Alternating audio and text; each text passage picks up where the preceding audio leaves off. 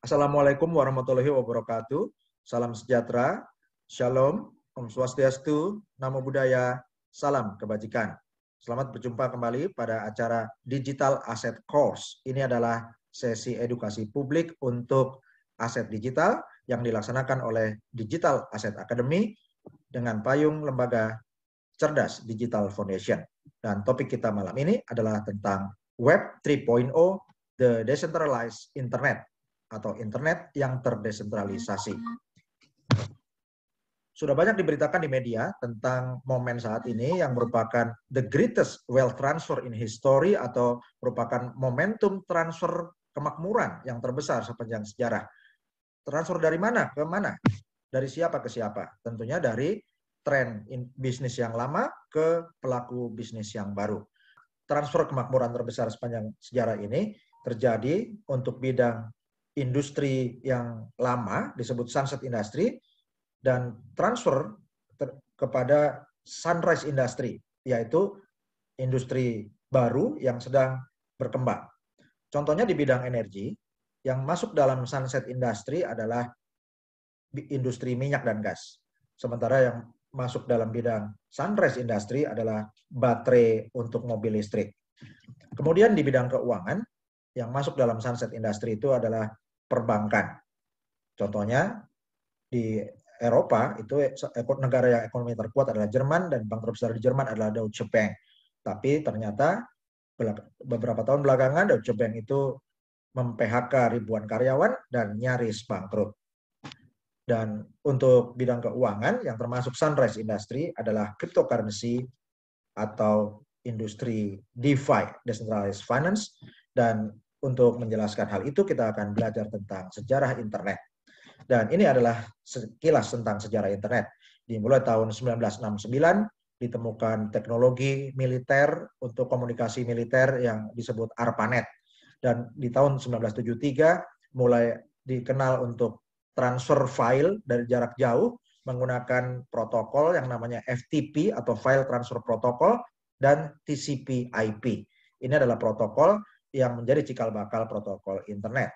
Di tahun 1976 ditemukan teknologi yang lebih baru untuk jaringan lokal network, ya, local area network atau LAN, menggunakan protokol Ethernet. Dan di tahun 1982, local area network yang tadinya hanya untuk satu bangunan atau satu gedung, kemudian dikembangkan untuk satu wilayah kota menggunakan sistem bulletin board service namanya, dan kemudian akhirnya diperluas bisa lintas negara dengan sebutan internet. Dan di tahun 1990, protokol internet dikembangkan dengan protokol baru yang namanya World Wide Web. Dan di era World Wide Web ini adalah protokol internet untuk bisa mentransfer informasi yang lebih lengkap, baik berupa teks, gambar, maupun video dan audio atau suara. Di tahun 1994, mulai ada browser, yaitu Netscape, Yahoo, dan mulai ada e-commerce awal, yaitu Amazon. Di tahun 1995 mulai berkembang teknologi Java. Ini adalah bahasa pemrograman yang terus dikembangkan untuk memprogram aplikasi-aplikasi internet, dan juga mulai berkembang eBay untuk lelang di internet. Dan di tahun 1998 mulai berkembang mesin pencari otomatis yang bisa mencari informasi di seluruh dunia dengan cepat, yaitu Google. Dan di tahun 1999 mulai berkembang medsos atau media sosial untuk pertemanan, yaitu MySpace, dan aplikasi untuk transfer file video, yaitu Napster. Dan di tahun 2003 mulai dikenal distribusi musik melalui cara digital, yaitu iTunes. Di tahun 2024 mulai berkembang Facebook, dan di tahun 2005 video online yang dikembangkan YouTube mulai dikenal, dan juga media sosial yang sangat populer yaitu Twitter mulai berkembang. Dan kemudian di tahun 2009 mulai muncul cryptocurrency dan teknologi blockchain. Dan kemudian untuk fenomena perkembangan internet ini bisa juga dikategorikan sebagai berikut, yaitu zaman yang disebut pre-internet atau pra-internet. Itu adalah komunikasi human to human. Jadi antara sesama perorangan, ya, satu orang ke orang lain menggunakan HP, ya, telepon, atau juga mengirim teks lewat SMS. Dan kemudian di era yang lebih maju ada Internet of Content dengan protokol World Wide Web. Di sini mulai bisa mengirimkan email, mengirim informasi, audio, video, maupun teks dan gambar menggunakan jaringan internet protokol. Lalu berkembang lagi menjadi Internet of Services. Dan di sini kalau yang sebelumnya disebut Web 1.0, maka di era Internet of Services ini disebut juga Web 2.0, di mana mulai berkembang e-commerce dan juga media sosial. Dan ketika media sosial berkembang, ini ada kategori baru yaitu Internet of People, di mana berkembang komunitas pertemanan. Dan selanjutnya di era berikutnya berkembang Internet of Things, yaitu machine to machine atau internetnya barang-barang. Dan ini internetnya berkomunikasi otomatis antara barang-barang yang dilengkapi dengan sensor dan terhubung dengan server. Dan evolusi internet juga bisa diklasifikasikan sebagai berikut. Yang pertama adalah Internet of Documents. Ini Web 1.0, di mana internet itu hanya dokumen yang bisa dibaca saja. Kemudian Internet of Commerce, lalu berkembang lagi jadi Internet of Applications. Ini Web 2.0 mulai ada di sini. Dan juga sampai Internet of People, di mana media sosial berkembang. Dan berikutnya adalah Internet of Things. Dan di era Web 1.0, ini juga disebut sebagai Global Library, di mana informasi yang ada itu dikumpulkan dalam database-database per servernya website. Dan kemudian berkembang menjadi Web 2.0, yang juga disebut sebagai Global Publishing, di mana setiap orang atau setiap pengguna internet itu bisa mempublikasikan konten seperti wartawan. Jadi setiap pengguna internet itu bisa seperti wartawan, bisa men-sharing atau mempublish teks, gambar, atau video dan audio. Dan kemudian perusahaan-perusahaan medsos yang besar seperti Facebook dan Google itu memonetize atau menghasilkan keuntungan dari data atau konten yang dibuat oleh para membernya yang tidak mendapat imbalan untuk membuat konten. Dan kemudian di Web 3.0, ya, ini adalah Global Data Bank, di mana setiap individu itu memiliki potensi lebih besar untuk memonetize datanya mereka. Jadi kalau di Web 1.0 itu disebut internetnya read only, di Web 2.0 itu read and write, bisa baca dan tulis. Dan di Web 3.0 itu read, write, dan own. Ya, jadi baca, tulis, dan memiliki kontennya atau memiliki hak untuk memonetize konten yang dibuat, baik berupa teks, gambar, audio, maupun video. Dan di Web 3.0 inilah berkembang yang namanya cryptocurrency, dan Web 3.0 ini sangat erat hubungannya dengan blockchain, karena Web 3.0 itu adalah internet berbasis blockchain. Dan kalau dilihat perkembangannya, di Web 1.0 itu ada sekitar 100.000 website yang read only atau dibaca aja. Ya, jadi ini statik, Bapak Ibu, ya. Dan pengguna internet di era itu di era Web 1.0 itu sekitar 50 juta pengguna. Dan kemudian berkembang menjadi Web 2.0, ada 100 juta website dan disebut juga read and write web. Ya, dan di sini sudah mulai berkembang menjadi 1 miliar pengguna. Ya, dan ini berkembang juga dengan fenomena media sosial. Dan lalu teknologi berkembang ke dalam Web 3.0, ya, Web 3.0 yang memiliki sekitar 1 miliar website, dan ini merupakan read and write website, ya, bisa dibaca dan bisa ditulis dan bisa dimiliki kontennya. Artinya siapa yang membuat konten itu bisa memonetize atau mendapatkan penghasilan dari token. Dan di sini juga sudah mulai menggunakan machine learning, sehingga server yang digunakan itu memiliki kecerdasan, ya, karena menerapkan aplikasi AI atau artificial intelligence. Dan pengguna sudah berkembang lebih dari 2,5 miliar pengguna. Dan kalau di Web 1.0 ini tahun 90 sampai 2005 itu webnya itu sangat basic, menggunakan HTML atau yang statik teknologi webnya. Dan di sini mulai ada cikal bakal e-commerce, Dan juga bahasa yang digunakan untuk pemrograman itu menggunakan Java dan JavaScript. Dan di Web 2.0 ini mulai trennya itu didominasi oleh sosial media, ya, oleh medsos, media sosial, dan user bisa menghasilkan atau memproduksi konten sendiri, baik berupa teks, data, gambar, video atau audio, dan juga HP-nya sudah trennya mobile, ya, sudah menggunakan smartphone. Kemudian di era Web 2.0 ini kamera dan videonya juga sudah resolusi tinggi dan sudah banyak aplikasi-aplikasi yang interaktif. Jadi aplikasi digital ini makin berkembang di era Web 2.0 dan internetnya sudah trennya sudah broadband. Sementara kalau di era Web 1.0 itu banyak yang mulai dari dial up, ya, pakai dulu dial, setiap mau connect itu harus dial dulu ke pakai saluran Telkom gitu ya. Dan kemudian di Web 2.0 ini kebanyakan sudah menggunakan internetnya menggunakan broadband atau menggunakan HP. Ya, ini tahun 2006 sampai sekarang.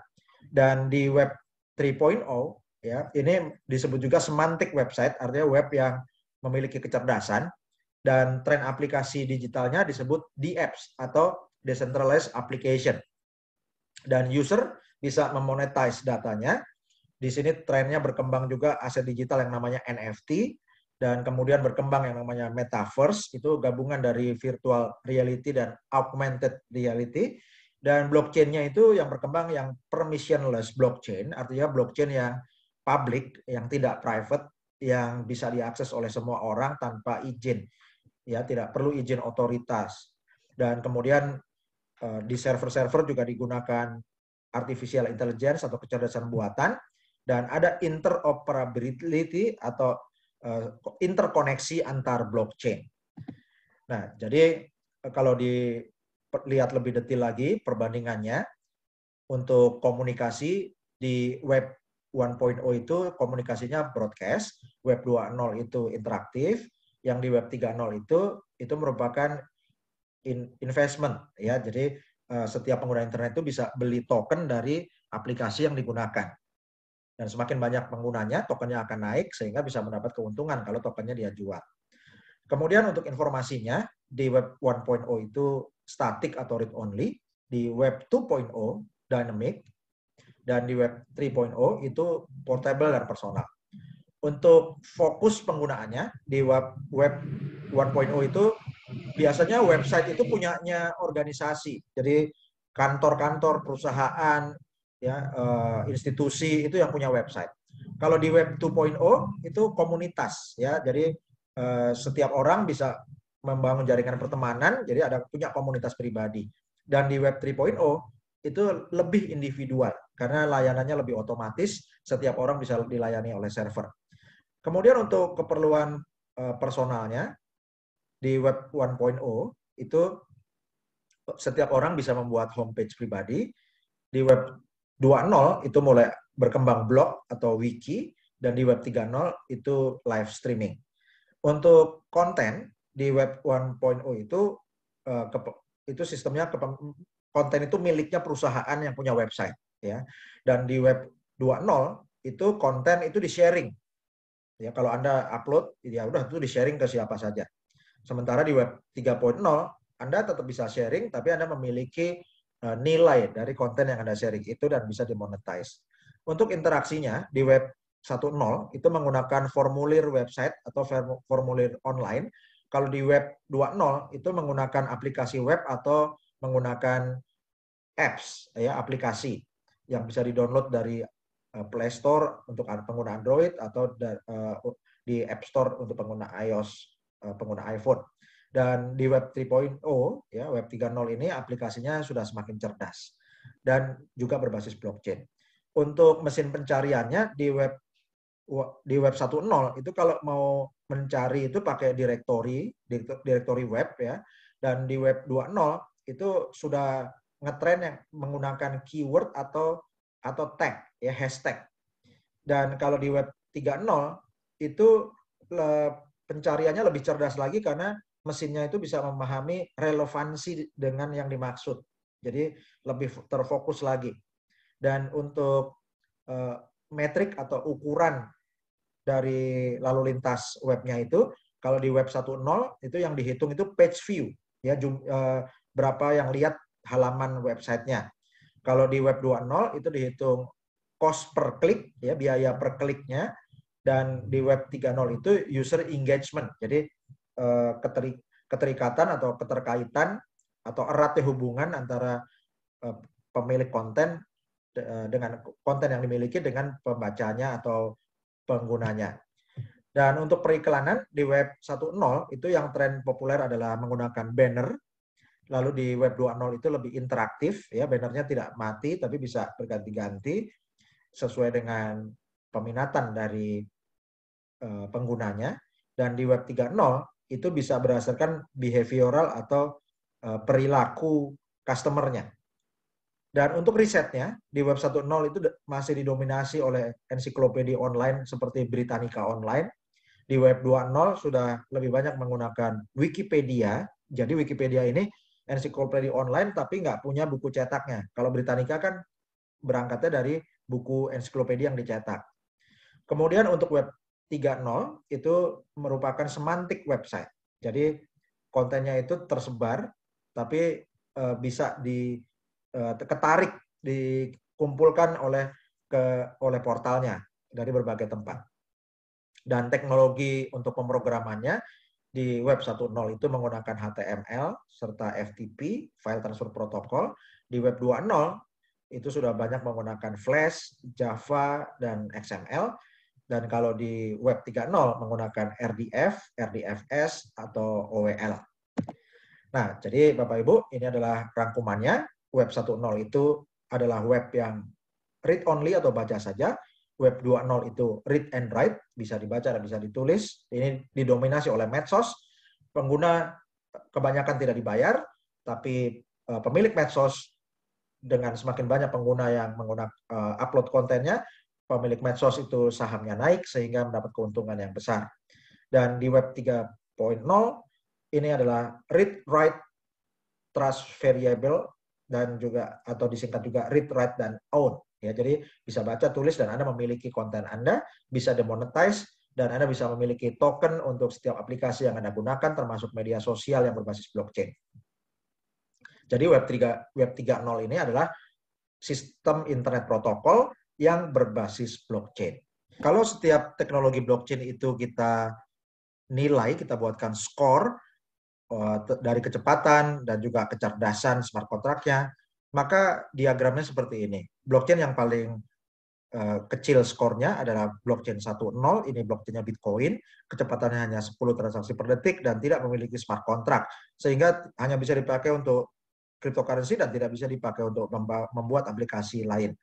Kemudian di teknologi blockchain dikembangkan lagi menjadi blockchain generasi 2 oleh Ethereum, dan Ethereum memiliki smart contract yang pertama. Kecepatannya hanya 2 kali lebih cepat dari Bitcoin, yaitu 20 transaksi per detik. Kemudian teknologi blockchain dikembangkan oleh blockchain generasi 3, dan di blockchain generasi 3 ini ada beberapa perusahaan yang mengembangkan, diantaranya EOS, IBM Blockchain, BNB, dan juga XRP. Dan kemudian teknologi blockchain dikembangkan menjadi blockchain generasi 4, kecepatannya lebih tinggi, dan yang mengembangkan ada Sili dan juga Solana. Dan yang tercepat adalah blockchain generasi 5, dan smart contract-nya juga paling cerdas, disebut N-dimensional smart contract, dan ini adalah blockchain 5.0 Relictum Pro. Dan ini adalah tokenomics setiap generasi blockchain. Blockchain 1.0, cryptocurrency-nya adalah Bitcoin, dan Anda berpotensi untung lebih dari 74.000% kalau beli Bitcoin 9 tahun lalu. Kemudian blockchain 2.0, kriptonya adalah Ethereum, Anda berpotensi untung 987.000% kalau Anda beli Ethereum 7 tahun lalu. Blockchain 3.0, cryptocurrency-nya adalah BNB. Anda berpotensi untung 567.000% kalau beli BNB 5 tahun lalu. Dan kemudian ada blockchain 4.0, cryptocurrency-nya adalah Solana. Anda berpotensi untung 38.000% kalau belinya 3 tahun lalu. Tapi sayangnya 3 tahun itu sudah berlalu. Dan sekarang Bapak Ibu, ini kesempatan terbaru Anda, yaitu dengan blockchain generasi kelima, Relictum Pro. Cryptocurrency-nya adalah GTN. Dan harga GTN atau Genesis Token saat ini ibaratnya seperti harga Bitcoin 13 tahun lalu. Jadi ini seperti mengembalikan peluang untuk membangun aset digital yang harganya akan naik tinggi seperti Bitcoin, tapi di harga seperti Bitcoin 13 tahun lalu. Dan banyak permasalahan yang telah dipecahkan oleh teknologi blockchain 5.0 Relictum Pro, diantaranya adalah masalah energi, karena blockchain yang generasi lama itu boros energi sehingga biaya transaksinya mahal. Sementara blockchain 5.0 Relictum Pro itu sangat hemat energi dan biaya transaksinya sangat murah atau bahkan bisa nol. Dan kemudian juga untuk keamanannya sangat tinggi, karena satu blok itu satu transaksi sehingga bisa memecahkan masalah kerawanan hacker yang blockchain generasi lama itu rawan mengalami serangan hacker yang disebut 51% attack problem. Dan kemudian juga masalah skalabilitas telah dipecahkan karena blockchain yang lama itu semakin banyak pengguna dia semakin lambat, tapi blockchain 5.0 itu semakin banyak pengguna tetap cepat. Dan teknologinya disebut Hypernet dan konsensusnya disebut Proof of Stake. Dan ini adalah manajemen tim profesional dari Relictum Pro. Dan teknologi Relictum ini bisa dipakai untuk membuat ribuan cryptocurrency di masa depan dan bisa digunakan untuk meningkatkan infrastruktur IT berbagai perusahaan. Dan keuntungan pihak-pihak yang menggunakan blockchain 5.0, yang pertama adalah kecepatan transaksinya sangat tinggi, lebih dari 1 juta transaksi per detik, skalabilitasnya sangat besar, artinya semakin banyak pelanggan atau pengguna, kecepatannya tetap tinggi, keamanannya sangat handal, dan juga mudah diintegrasikan dengan berbagai aplikasi pihak ketiga. Dan Bapak Ibu, ini adalah tren crypto market yang terjadi di tahun 2021. Yang berkembang di tahun 2021 terutama adalah DeFi. Dan ini berkembang sejak tahun 2020, DeFi berkembang lebih dari 400%, dan di tahun 2021 berkembang lebih cepat lagi. Altcoin ini adalah koin-koin atau cryptocurrency selain Bitcoin. Dulu dominasi Bitcoin itu 90%, sekarang dominasi Bitcoin tinggal 40%, artinya selebihnya atau sekitar 60% itu sudah diambil alih oleh berbagai altcoin. Kemudian Polkadot Parachain adalah teknologi baru blockchain, dan NFT singkatan dari non-fungible token. Ini adalah teknologi sertifikasi digital untuk karya seni, hak cipta, dan hal-hal yang perlu sertifikasi. Dan regulasi dikembangkan untuk oleh berbagai negara untuk mengatur bisnis cryptocurrency di negara masing-masing.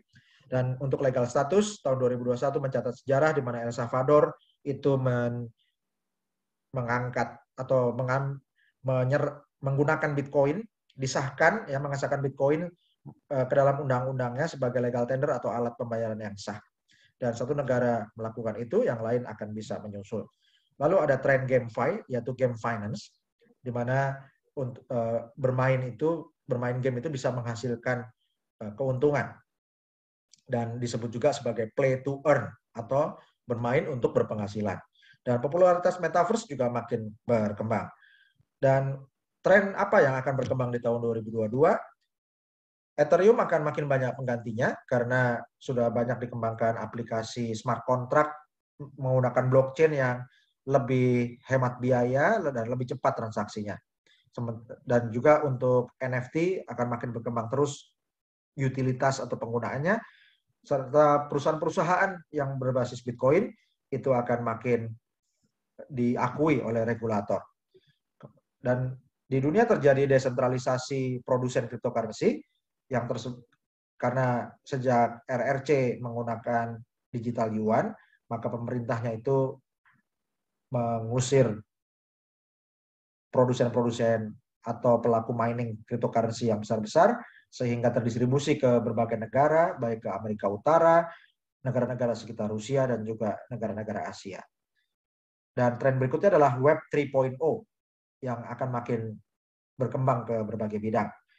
Lalu penerimaan cryptocurrency akan makin meluas ke berbagai sektor usaha, dan turunan-turunan DeFi, yaitu layanan jasa keuangan yang berbasis blockchain, akan makin berkembang.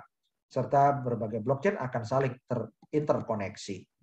Dan di tahun 2021, global crypto adoption atau penyerapan kripto global, ya artinya perkembangan masyarakat pengguna kripto di suatu negara itu ya didominasi oleh Vietnam. Kemudian kedua India, ketiga Pakistan, keempat Ukraina, kelima Kenya, berikutnya Nigeria, Venezuela, Amerika Serikat, Togo, Argentina, Kolombia, dan Thailand. Dan bagaimana dengan Indonesia? Tentunya kita akan kembangkan terus dengan edukasi Digital Asset Academy. Kita bergotong royong, kita akan bisa menaikkan tingkat adopsi kripto di Indonesia sehingga masuk ke 5 besar dunia. Dan untuk itu, Bapak Ibu, kita telah memilih platform yang sangat handal. Ya, jadi platform yang sangat handal, teknologi terbaru yang sangat siap untuk digunakan untuk Web3. Ya, dan untuk Web3 ini, Bapak Ibu, itu diperlukan blockchain yang cepat. Karena Web3 adalah protokol internet yang berbasis blockchain, dan tentunya lebih baik menggunakan teknologi blockchain yang sangat cepat dan ekosistem yang sangat solid. Dan Relictum Pro adalah merek dari teknologi blockchain generasi 5, Relictum yang sangat siap untuk digunakan untuk Web3. Dan juga di dunia Web3 itu berkembang aplikasi DeFi atau Decentralized Finance, dan Relictum memiliki proyek DeFi yang disebut Relictum Finance. Dan ini menggunakan stablecoin USDR. Dan Relictum Finance akan terkoneksi dengan berbagai cryptocurrency yang stabil juga. Dan Relictum punya payment gateway yaitu Relictum Pay yang sudah bekerja sama dengan Visa dan Mastercard serta Simplex. Dan kemudian ada Relictum DEX, ini adalah decentralized exchange dengan lebih dari 500 pasang cryptocurrency untuk diperjualbelikan. Relictum juga untuk memiliki Relictum Staking, Relictum Swap. Relictum Swap ini akan memiliki token Relictum Swap sendiri, kemudian akan ada layanan Relictum Pool yang juga memiliki token tersendiri, dan semua aplikasi terdesentralisasi di Relictum ekosistem itu bisa diakses menggunakan Relictum Wallet yang disebut Relictum Node. Dan ini adalah gambaran Relictum Node di HP, dan kalau di komputer akan dikembangkan Relictum Web Node. Dan Relictum memiliki interkoneksi, teknologi interkoneksi untuk dengan yang menghubungkan blockchain 5.0 dengan blockchain-blockchain lainnya. Contohnya, Relictum teknologi ini disebut Relictum Bridge yang akan menghubungkan teknologi blockchain 5.0 Relictum Pro dengan blockchain-nya Ethereum, blockchain-nya Cosmos, blockchain-nya Solana, blockchain-nya NIR, dan juga Polkadot. Dan Relictum juga memperbarui blockchain Explorer-nya ke versi 2. Dan untuk aplikasi di Web3, untuk aplikasi chatting yang berbasis blockchain, yang pertama sudah siap digunakan adalah Relictum Chat. Ini adalah sistem chatting yang berbasis blockchain sehingga aman dan tidak mudah dibajak. Dan untuk menyimpan file di Web3, di era Web3 itu diperlukan cloud server yang terdistribusi. Dan Relictum memiliki Relictum Storage. Ini adalah sistem file terdistribusi yang sangat siap digunakan untuk menyimpan file-file di era Web3. Dan Relictum ID adalah sistem untuk solusi identitas yang terdesentralisasi dan sangat aman. Kemudian untuk bidang NFT, Relictum mengembangkan Relictum NFT Marketplace yang memiliki kategori Relictum NFT Premium untuk koleksi-koleksi yang bernilai sangat tinggi seperti koleksi tingkat negara, koleksi museum nasional, ataupun juga koleksi seniman-seniman yang sangat ternama atau selebriti tingkat nasional. Kemudian Relictum NFT World adalah untuk koleksi masyarakat umum, ya, dan ini untuk koleksi 3 dimensi, gambar 3 dimensi, maupun meme, foto, ataupun seni digital, itu bisa dimasukkan ke NFT World. Lalu para arsitek karya-karyanya bisa dipajang atau dipasarkan di Relictum NFT Design, dan keunggulannya pembeli desain arsitektur di kategori Relictum NFT Design bisa mendapatkan juga gambar kerjanya sehingga desain yang dibeli betul-betul bisa dibangun menjadi properti yang sebenarnya. Dan yang pertama di dunia adalah Relictum NFT Islam. Ini adalah kategori untuk karya seni maupun kaligrafi dari berbagai kebudayaan Islam di mancanegara. Relictum Lab adalah marketing arm atau perusahaan pemasaran Relictum dan merupakan inkubator perusahaan-perusahaan startup yang akan mengembangkan aplikasi berbasis blockchain. Dan Relictum Academy akan memberikan edukasi kepada masyarakat di berbagai negara tentang teknologi blockchain, penggunaan cryptocurrency, tentang Relictum ekosistem, dan juga menggunakan teknologi promosi lainnya. Dan ini adalah rangkuman keunggulan Relictum ekosistem jika dibandingkan dengan merek-merek lain yang populer di pasar kripto. Dan dengan keunggulan Relictum ekosistem ini semua aplikasinya yang tadi kami jelaskan itu bukan hanya teori atau white paper, tapi sudah siap pakai. Dan dengan aplikasi yang lengkap seperti ini, maka ini ibaratnya ada 12-15 perusahaan berbasis blockchain dijadikan satu. Ya, jadi sangat langka karena biasanya perusahaan lain itu hanya membuat satu proyek blockchain dan menerbitkan satu cryptocurrency. Nah, tapi di Relictum dengan banyak aplikasi terdesentralisasi, semuanya akan meningkatkan nilai GTN. Semakin banyak pengguna blockchain 5.0, nilai GTN atau Genesis Token akan naik. Semakin banyak yang pakai menggunakan jual beli di Relictum DEX, nilai GTN naik. Semakin banyak yang download atau menggunakan Relictum Node untuk crypto walletnya, USDR akan naik, nilai GTN akan naik. Dan kemudian semakin banyak yang menggunakan stablecoin USDR, nilai GTN juga naik. Semakin banyak yang bermain game di Relictum Game, nilai GTN akan naik. Semakin banyak yang chatting pakai Relictum Node atau Relictum Chat, nilai GTN naik. Dan semakin banyak yang berjual beli NFT di platform Relictum, maka nilai GTN akan naik. GTN adalah native token atau token asli dari Relictum Pro. Dan ini adalah gambaran rangkuman dari ekosistem Relictum, ekosistem yang sangat lengkap. Dan Relictum telah dikenal di berbagai negara karena aktif melakukan expo dan konferensi, contohnya seperti World Blockchain Summit di Dubai, di DES di Spanyol, Blockchain Live di Moskow, World Blockchain Summit di Bangkok, dan juga Malta Artificial Intelligence and Blockchain Summit. Dan ini adalah presentasi Relictum yang membuktikan Relictum telah diakui dan bekerja sama dengan Visa dan Mastercard. Dan ini adalah trofi yang diperoleh Relictum pada acara Blockchain Economy Expo di Dubai tanggal 14-15 November 2021. Dan Relictum telah dimuat berbagai media. Yahoo Finance memberitakan bahwa Relictum telah menang sebagai the best blockchain startup pada acara DIDES di Spanyol. Dan berita ini juga diberitakan juga oleh kantor berita Associated Press atau AP. Ini adalah kantor berita yang terpercaya. Media 4Clock telah meliput bahwa Relictum terbukti blockchain-nya tembus 1 juta transaksi per detik. Dan media Bitcoin Insider meliput ekosistem Relictum secara lengkap. Bagaimana bisnis model Relictum ini supaya bisa memberikan keuntungan bagi mitra-mitranya? Kalau blockchain itu nggak kelihatan, Bapak Ibu, jadi saya berikan visualisasi berupa jalan tol, dan bayangkan Anda menjadi pemilik saham jalan tol yang dilalui jutaan mobil setiap hari. Dan setiap mobil itu bayar uang tol. Tentu keuntungan Anda akan sangat besar. Dan blockchain 5.0 adalah ibaratnya jalan tol miliaran data, informasi, aplikasi, transaksi, dan aset digital bernilai tinggi seperti NFT. Dan kalau Anda memiliki GTN atau Genesis Token, artinya Anda memiliki bagian dari hak atas kekayaan intelektual teknologi blockchain 5.0, maka Bapak Ibu akan berpotensi mendapat keuntungan yang luar biasa. Dan untuk menghitung nilai hak atas kekayaan intelektual atau nilai hak cipta dari teknologi blockchain 5.0 Relictum Pro, Relictum menerbitkan 10 miliar GTN dan 50% atau 5 miliar bisa dibeli investor. Dan keuntungan pemilik GTN, yang pertama memiliki aset digital yang harganya masih rendah dan berpotensi naik tinggi.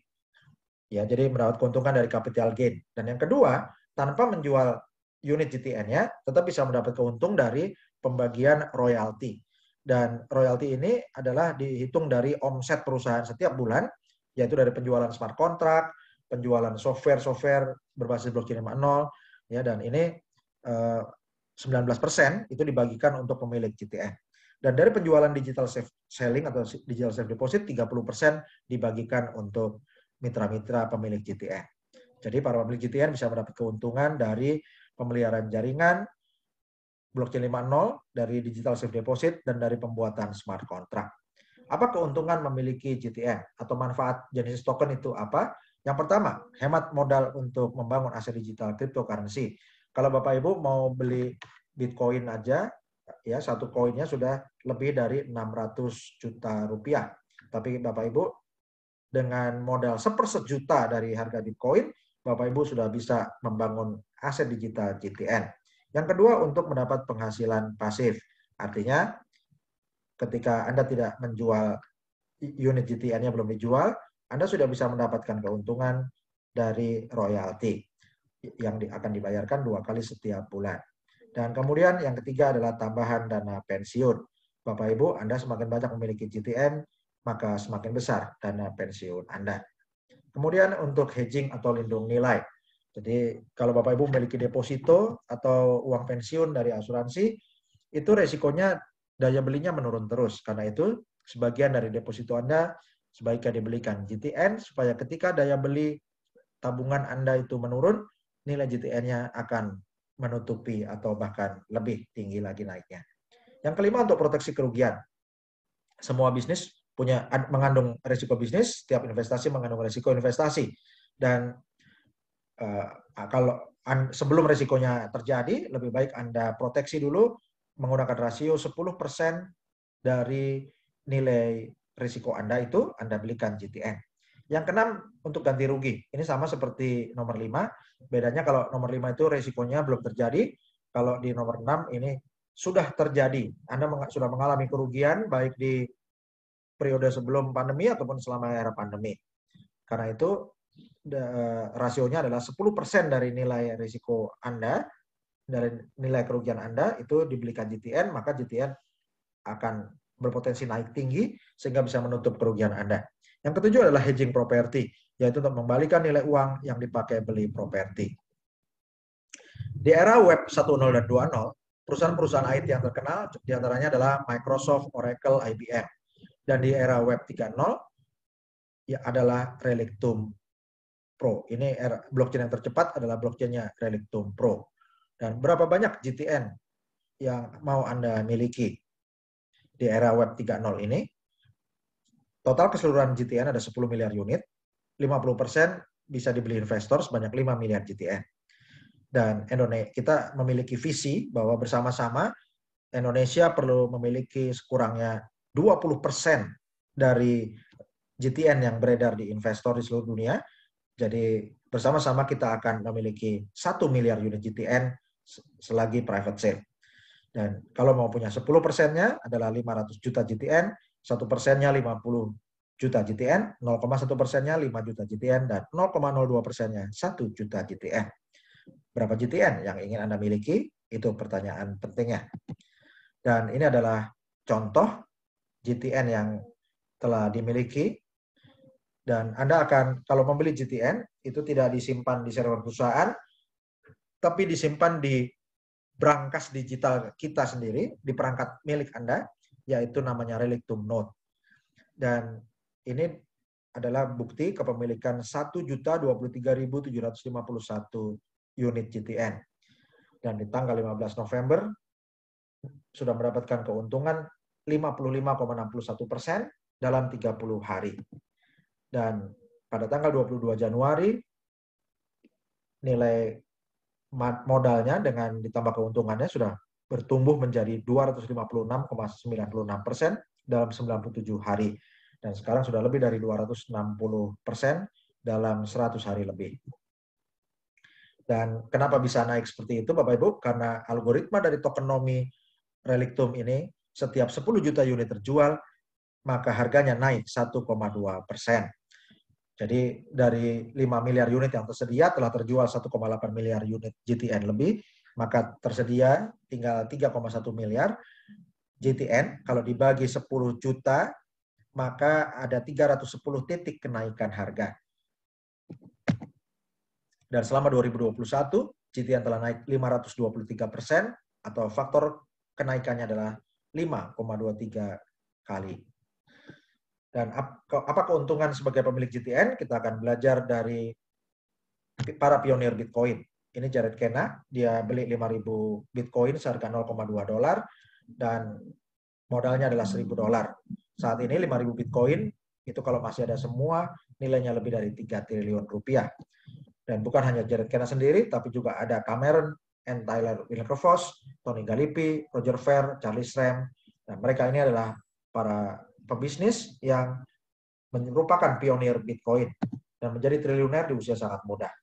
Dan ini adalah Eric Friedman, yaitu miliarder Bitcoin termuda di dunia. Dia memiliki Bitcoin dengan modal uang saku dari neneknya. Neneknya kasih $1.000 ketika usianya 12 tahun. Dia belikan Bitcoin dan dia hold terus itu Bitcoinnya sampai 13 tahun. Sehingga sekarang di usianya yang 25 tahun, dia memiliki aset digital lebih dari 360 miliar rupiah. Nah, Bapak Ibu, di era Web3 ini dengan solusi yang terbaik yaitu blockchain 5.0 dan Relytium ekosistem, maka bagaimana rencana dana pensiun Anda? Sudahkah Anda siapkan dana pensiun yang luar biasa? Ini adalah tabel kenaikan biaya hidup setelah pensiun dengan asumsi inflasi 5% per tahun. Contoh, jika pengeluaran Anda sekeluarga sekarang ini 20 juta rupiah per bulan, maka 30 tahun dari sekarang pengeluaran Anda akan naik jadi 89,3 juta rupiah per bulan. Itu kalau inflasinya tiap tahun 5%. Kalau nggak terjadi pandemi corona, tapi karena terjadi pandemi corona, maka inflasinya bisa lebih besar lagi, dan mungkin Anda 20 tahun dari sekarang perlu 100 juta rupiah untuk biaya hidup. Artinya kalau Anda dapat pemasukan 100 juta, itu bukannya bisa nabung, tapi baru untuk pengeluaran sehari-hari saja. Dan mengapa perlu berbisnis digital Relytium? Karena tujuan bisnis digital Relytium ini ada dua yang utama. Yang pertama, menghasilkan uang atau penghasilan aktif, dan untuk memperbesar cash flow, yaitu uang masuk setiap bulan lebih besar dibandingkan laju inflasi. Artinya, setiap bulan penghasilan Anda itu naik terus. Yang kedua, untuk membangun aset network dan aset digital, ya, untuk menciptakan passive income di masa depan. Artinya ketika Anda sedang tidak aktif bekerja, Anda terus mendapatkan tambahan uang masuk. Dan bagi Anda yang mengembangkan referral atau mengembangkan pemasaran paket-paket GTN, ya, Anda turut mengembangkan komunitas Web3, maka Anda bisa mendapatkan penghasilan yang lebih besar, contohnya sampai seperti di layar ini. Dan kita juga memiliki promosi. Jadi Bapak Ibu yang mereferensikan mitra-mitra yang berminat beli GTN, Anda masih akan mendapatkan poin reward, ya, dan poin reward Anda akan dikumpulkan sehingga Anda bisa mendapatkan hadiah dari airdrop, iPhone, iPad, kemudian juga sampai mobil lunas dan juga apartemen lunas. Dan saat ini telah lebih dari 37.000 partisipan bergabung dengan Relytium Laboratory, dan ini adalah para pionir blockchain 5.0 di Indonesia. Dan ini adalah para peserta proyek kolosal 100 pakaian tradisional Indonesia untuk menjadi NFT. Jadi ini para peserta proyek NFT menggunakan platform Relytium NFT. Ini adalah para peserta training Digital Asset Academy dari Bandung, Tasikmalaya, Jakarta, Depok, Bekasi, Kerawang, Semarang, Purwokerto, Kediri, Jombang, dan lain-lain. Ini adalah Digital Asset Academy Surabaya, Digital Asset Academy Malang, Digital Asset Academy Lampung, Digital Asset Academy Tasikmalaya, Digital Asset Academy Cirebon, Digital Asset Academy Kupang, Nusa Tenggara Timur, Digital Asset Academy Bekasi, Digital Asset Academy Mojokerto. Dan Bapak Ibu, kita dengarkan pesan Bapak Presiden terkait dengan era Web 3.0. Revolusi Industri 4.0, digital ekonomi, sudah mulai masuk, dan ini harus kita respon dengan cepat. Kita harus tanggap terhadap perubahan-perubahan global. Kita harus cepat mengantisipasi setiap perubahan-perubahan yang ada. Karena revolusi industri 4.0 membawa disrupsi, perubahan yang radikal. Kita harus sadar ini ada perubahan yang radikal, perubahan yang tidak terduga, memporak-porandakan standar-standar yang telah ada. Saya yakin dengan perubahan-perubahan yang ada, kita bisa merespon sangat cepat terhadap adanya perubahan-perubahan. Dan kembali lagi ingin saya sampaikan bahwa ke depan bukan negara kuat yang akan mengalahkan negara yang lemah. Bukan negara yang besar yang akan mengalahkan negara yang kecil. Tetapi negara yang cepat akan mengalahkan negara yang lamban. Saya rasa itu yang bisa saya sampaikan pada kesempatan yang baik ini. Terima kasih. Saya tutup. Wassalamualaikum warahmatullahi wabarakatuh.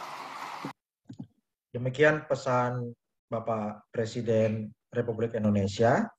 Jadi di era digital ini, negara yang pemenang itu bukan negara yang lebih kuat atau yang lebih kaya, tapi negara yang lebih cepat. Dan yang lebih cepat bukan hanya pemerintah saja, tapi juga rakyatnya perlu belajar cepat dan bertindak cepat.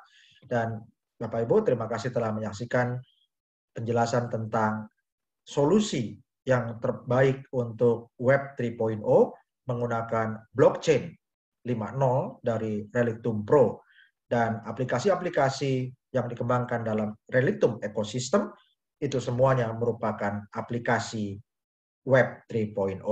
Jadi Relictum telah sangat siap dengan teknologi blockchain 5.0 dan juga aplikasi-aplikasi terdesentralisasi.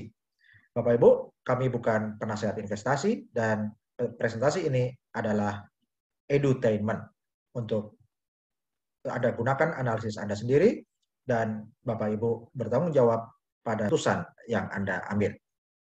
Digital Academy, komunitas kaya bersama. Kita bersatu, kita nomor satu. Kita bersama, kita juara dunia. Wassalamualaikum warahmatullahi wabarakatuh.